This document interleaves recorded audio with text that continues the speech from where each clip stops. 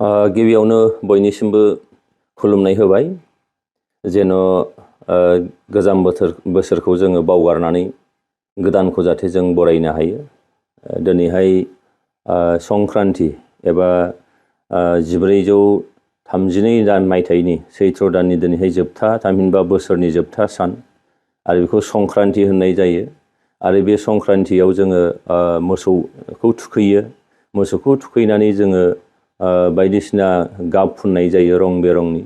बिनि उनाव बेलासि बुब्लियाव जेला गलियाव लाबोफिनो अब्ला जोङो बिनि खाग्रा फागाखौ सोलायो आरो जायफ्रा दान्दाव होयो एबा मोसौखौ फोथाराव एबा दुब्लियाव खायो बिथांमोनहाबो गासैबो बिनि लोरिं होननानै बुङो गोदोनायाव खानाय आरो बेबायदिनो मुखारिफोर दङब्ला नाथार दङब्ला गासैखौबो गोदानै सोलायनानै बेखौ मोसौखौ खानाय जायो आरो बरायनाय जायो।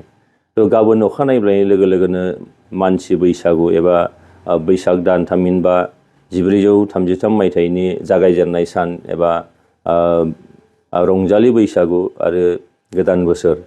दा बेनिखायनो आङो रंजालि बैसागु आरो गोदान बोसोरनि बयनिसिमबो आंनि गोसो गोरबोनि गाहाम हामलायनाय आरो गिदिरफोरनिसिम खुलुमनाय, आंगोफोरनिसिम समान बैसोनिफोरनिसिम आंनि गाहाम हामलायनाय आरो उन्दैफोरनिसिम अननायखौ आङो होबाय। थ' जोंनि गोदो गोदायनिफ्राय सोलिबोबाय थानाय जिखिनि जोंनि दोरों थामहिनबा जोंनि ट्रेडिसन बियो आरो बे जोंनि हारिमुजों सोमोन्दो थानाय मोनसे बयनिख्रुइबो आंगोसिन जोंनि आमाय थखल मोनसे फोरबो बियो। जाय फोरबोआव जोङो लाजिनाय एबा सोरखौबा गिनाय बेखौ एंगारनानै बोसोराव खेबसे जों बयबो स्राय मोसायो आरो रंजायो। दा बेनिखायनो रंजालि बैसागुखौ जोङो बयबो गोसो होसारनानै जोङो फालिनांगौ। बे जोंनि हारिनि मोनसे सिनायथि, जोंनि गेदेरथार मोनसे हारिमुजों सोमोन्दो थानाय, जेराव खेबसेयैनो रंजानाय मोसानाय खननाय दामनाय देनाय आरो जोंनि जिखिनि दोरोङारि जिफोर जोंहा दङ बेजों जोङो रंजायो मोसायो। बैसागुहा आलादा मोनसे मेथाइ दङ जेराव सेंग्राफोरनि सेंग्रा सिख्लानि आलादा, बोराइ बेन्थ'नि बुरैनि आलादा, गथ'साफोरनि आलादा मोनसे माखासे मेथाइफोर थायो। बेजों जों जाने बयबो रंजायो आरो बे बैसागु बोथोरखौ जोङो जोंनि हारिनि मोनसे सिनायथि फोरबो हिसाबै बेखौ जोङो जोबोद आब्रुथि गोनाङै जोङो फालिनांगौ आरो बेखौ जोङो लांदां बैसागुनिफ्राय एबा उदां बैसागु फालिनायजों लोगोसे उनावहाय जोङो बेखौ हारिया जेखौ जों गनायथि होबोदों बेखौ लानानै जों बयबो सिबिनांगोन। बोराइ बेन्थ' बयबो गाव गाबागाव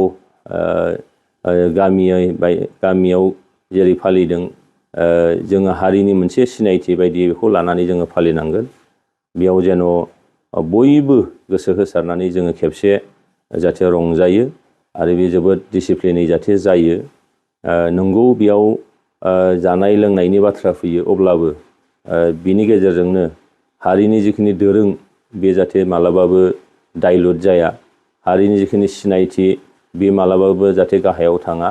जोंनि हारिमुवा जोबोद गोजौआव फैबाय। दिनैहाय जोंहा जोंनि दख'ना, जोमग्रा, गामसा, बेबादिनो बर'नि जानाय लोंनाय जेरैहाय अनला खारि, नारजि खारि, बेबादिनो नाफाम बायदिसिनाफ्रा दिनैहाय जोंहा GI टेग मोनबाय। खाम, जथा, सेरजा, सिफुं, गंगोना, जथा, थरखा बेफोरो दिनैहाय GI टेग मोनबाय।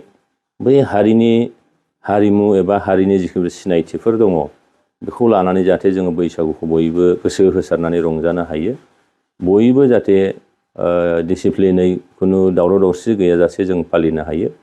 आङो उन्दैनिफ्राय गेदेर एबा बोराय बुरैसिम बयबो जाहाथे रंजायो। गाबोन अखानायब्ला गिबि बैसागु एबा सेथि बैसाग दान, बेयाव जाहाथे जों गेदेरफोरखौ मान होनाय, उन्दैफोरखौ अननाय, बे जोंनि जिखिनि दोरों बेखौबो जाहाथे बयबो लाखियो। बिनि थाखाय आं बयखौबो जोंनि बिटिआर बासि आरो आसाम बासि आरो मुलुगाव थानाय गासैबो हारि माहारिफोरनिसिम आंनि खुलुमनाय सिबिनाय आरो अननाय होनायखौ हरनाय जाबाय। गोजोन्थों।